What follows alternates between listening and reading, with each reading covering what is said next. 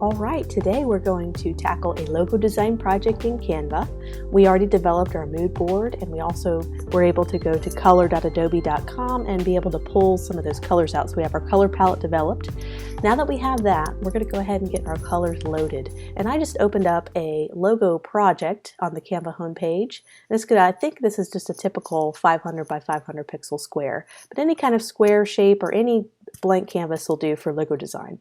So I went ahead and have my 2 lines of copy that I'm going to have in my logo, and I have my main Get It Girls, the company name, and marketing and branding is kind of my byline, my slogan, something that's going to be much smaller.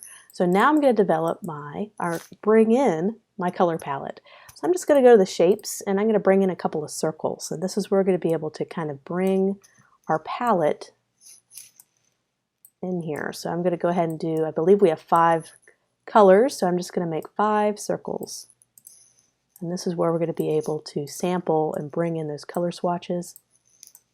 And so what you can do is each circle will change to a different color in your color palette. You can type in, this is called a hex code, color code, and to be able to find that, you just go back into your color or any other website that does this. This is just one I'm familiar with, color.adobe.com. So we have our template already pulled up. These are the colors we want to use. And I'm just going to go to each one, and I'm just going to copy and paste the number into the swatches. It's going to let me copy. So I'm just going to click on each one and do this process until we have all the colors loaded in.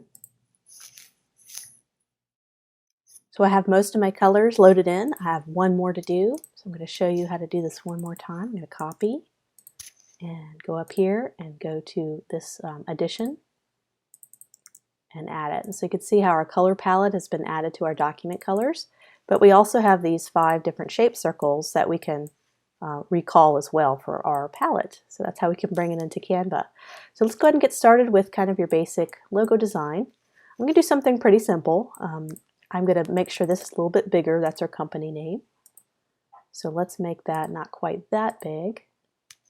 Let's draw this text box out a little bit, and let's make this much smaller. And I want to do all caps, and I want to add a little spacing, a little breathing room between the characters. And I might be able to afford going bolder with that. And now we're going to play around with some font pairing.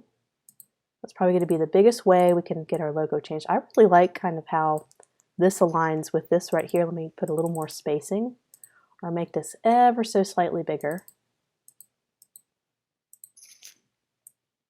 Let me go back to, let me change the spacing so that the left and right sides are flush with each other.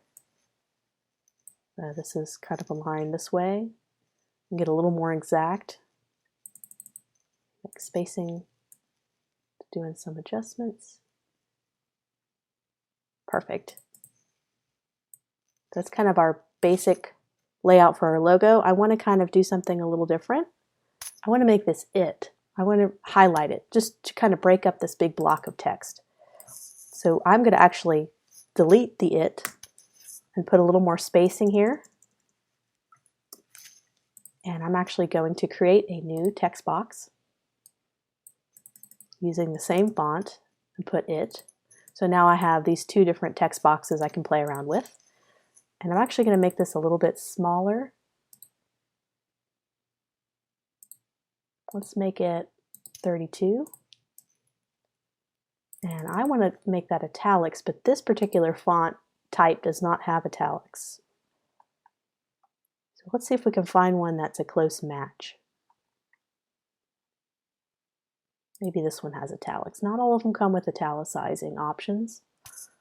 So it's good to have some fonts on hand that you know have a variety of weights so you don't run into that issue.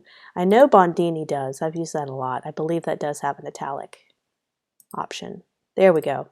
So see how that's already kind of breaks up this text with this text, kind of shakes it up a little bit. So I want to add a little circle. So I'm just going to copy and paste this circle. I'm going to put my it inside the circle. Make this a little smaller.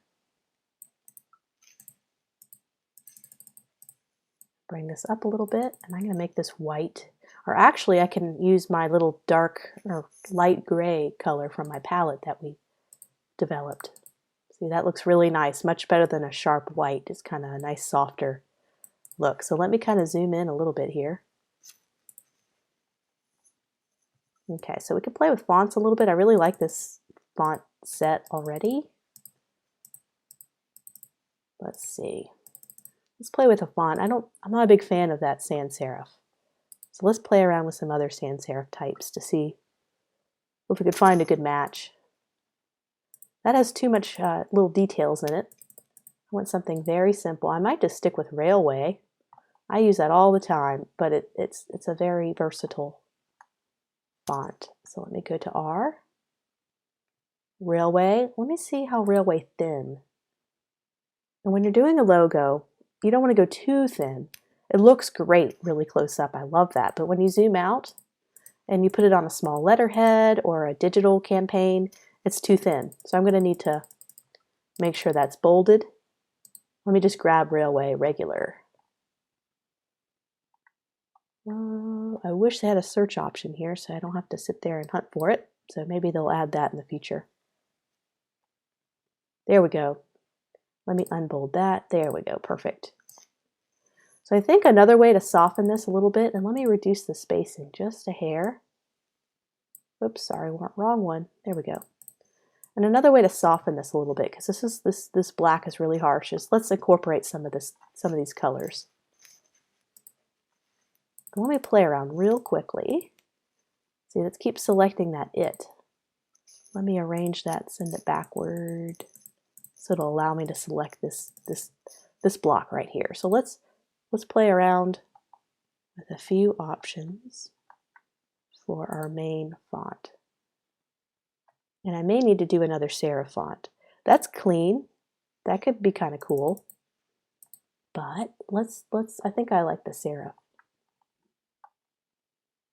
Let's go to B. Let's go back to Bondini. Is that bold enough? That might not be bold enough. So let's go back to what we had. We can always do another option a little bit later. Make sure it all is lining up. Let's soften this marketing and branding. Let's do a different color. Let's go to our color palette and let's just start applying some colors that we think will really help soften everything. And what could work is I have two different levels of purple, which work really nicely together. One's lighter, one's darker. And you are not stuck with these colors. We had true inspiration for these colors via a mood board, but that doesn't mean we're stuck. If a color doesn't work, you could try other things out. Like I think a darker gray might actually work better for that. So I wonder if we can go back to that gold.